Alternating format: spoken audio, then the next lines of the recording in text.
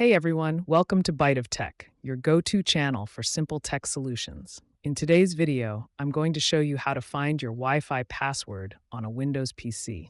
Whether you've forgotten it or need to share it with a friend, this quick tutorial will make it easy. Let's get started. Just to clarify, you don't need to be currently connected to the network, but you must have connected to it at least once before for this to work. Go to the search bar on the bottom left of your screen and type Wi-Fi, then click on Wi-Fi settings. Alternatively, you can right-click on the network icon in the bottom right corner of your screen and select Network and Internet Settings, then click on Wi-Fi.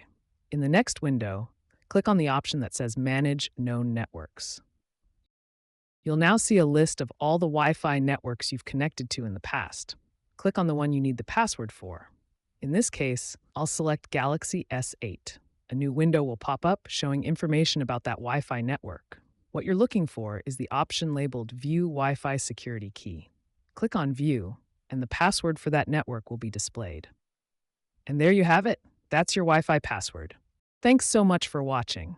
If you found this video helpful, don't forget to give it a thumbs up and hit that subscribe button so you never miss out on more simple tech tips. If you have any questions or suggestions for future videos, drop them in the comments below.